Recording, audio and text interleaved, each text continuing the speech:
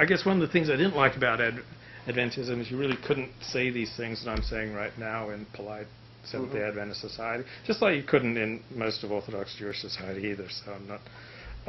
But yeah, I was thinking from age 14 on, 1,000 times more about getting laid than getting saved, and that was what was on my mind, and it was just so much more visceral and so much more important in what I would think about at night.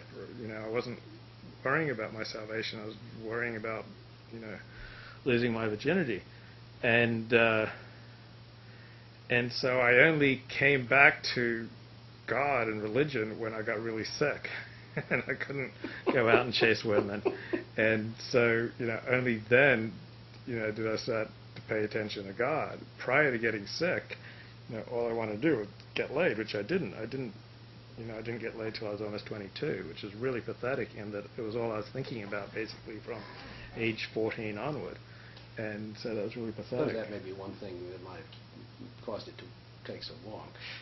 Yeah, that's all I was thinking about. Yeah, I'm sure other people are much more well balanced than I am. And so that really affected me. Oh, I can. More than all the theological disputes. I got pretty blasé about my dad's theological disputes by about age 15, and I was only disappointed in that they didn't get me laid. I figured like as Desmond Ford's son, I deserved more. But by the time, sorry, Dad. But by the time you were at a point at which that would have started to be likely, you were in public school, right? Yeah, but I was so stunted by my upbringing. I was so emotionally and socially retarded by my upbringing that I couldn't act on it. But I think what I'm saying is, since you're in public school, nobody knows who Desmond Ford is.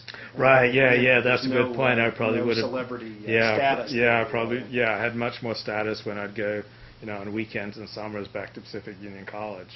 Yeah. But public school, Desmond who? Desmond who? It was like nothing. It was like, nobody wanted to make out with me even for, which kind of sucked. And given how caught up you were in that, I think that probably answers the question that was occurring to me as we were talking about this before. But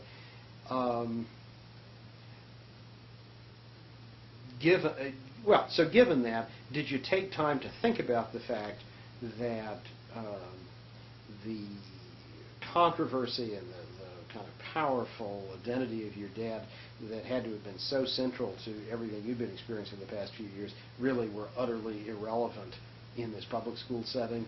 Did you take time to think about that, or were you so... I just felt lost. It was like I went from being the center of the world with being Desmond Ford's son to being totally out on the periphery, being nobody. And in the course of a summer. In the course of the summer of 1980, I went from feeling like I was in the center of the world to totally lost. And my freshman year of high school, I had a D+ average. I was so miserable. How did...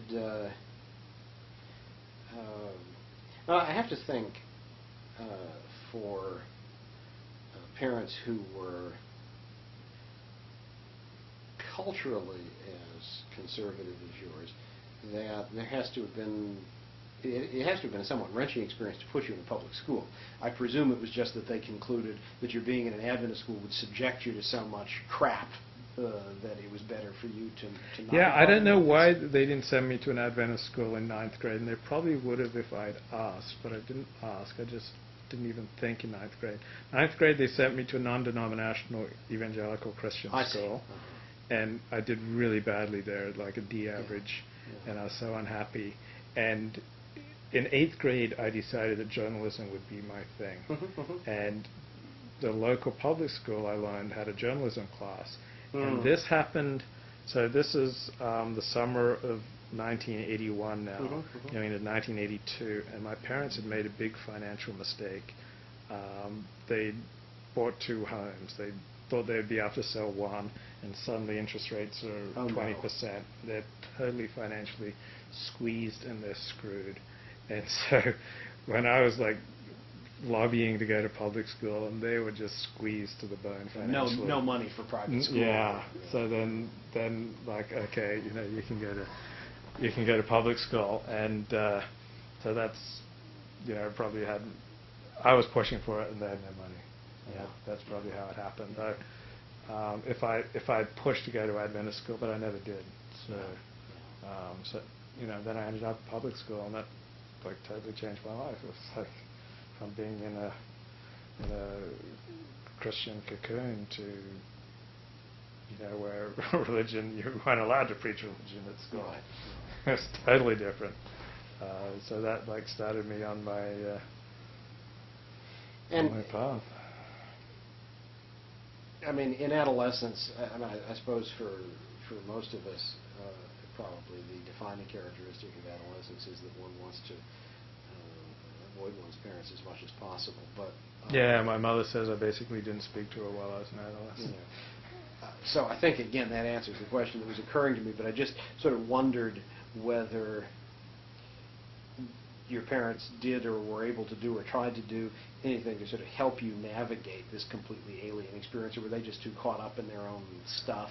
Yeah, they did everything they could, and that we still went to church every Sabbath, but I would lie on Friday nights. I'd tell my parents I was going to a Bible study, and I'd go to run. We lived about a mile and a half from the school, so I'd tell them I was going to a Bible study, and then I'd go run off to the basketball game, and I'd cover it for the local newspaper. Which they didn't read. And so, so I was always going to these Bible studies, or I'm just going over to my friend's house, and I'd run off to school. And so they were oblivious, and I guess they were just oblivious, and I guess they got a bit of a shock. Graduation was on Sabbath morning, and I wanted to go, and they didn't want me to go, but they let me make the decision because I was now 18, so I went. And then a week after graduating high school, I moved back to Australia with my secular brother Paul, and quickly stopped going to church, and threw it all over. And how much older is Paul? He's 7 years older. And is he still in Australia? Yeah. What does he do there? He owns a plant nursery. Huh, okay. Yeah, so he's not intellectual. He doesn't worry about theological issues. He's an atheist or agnostic. Are you the only literary kid? Or, Yeah. My sister's a lawyer, but she's not. It's the same skill set, but she's not intellectually curious. She's not super intellectually curious. She's more pragmatic. And where is she? She's in Brisbane, Australia. So she's very big supporter of my dad. So she'll give talks making a lawyer's case for the resurrection. Okay. Okay. Stuff like that. So religiously, she's much more where he is. Yeah, she adores my father, and she's religiously where he is. Well, his two sons are as far away as possible. Rather different reactions. Different reactions, but very similar in that we both ran as far away as possible from the way we were raised religiously. It's one hates to be overly simplistic, but I wonder how gendered that is. I have to suspect. I think it's just stereotypically the case that parents' relationships with children of the same sex are more complicated than their opposite sex children's relationships, and so your dad's the strong personality in the family. The boys run off in opposite directions, and the daughter is. Daddy's girl. Yeah. How old is she? She's 11 years older than me, so she's 52. Yeah. So it was only when I got sick that I started coming back to God, but it never. It did occur to me to try to go back to the religion I was raised, because it occurred to me because that's what Judaism taught. So it's like if a non-Jew comes trying to convert, you turn them away, suggest that they return back to the religion in which they were raised. So I became enamored with Judaism, but Judaism taught that I should go back to the religion I was raised. Right, because Judaism has never had the sort of commitment that almost all Christian communities have to the view that really identifying with this community is the only legitimate path. Right. Judaism has had a much more vocational sense of what it is to be part of this community. And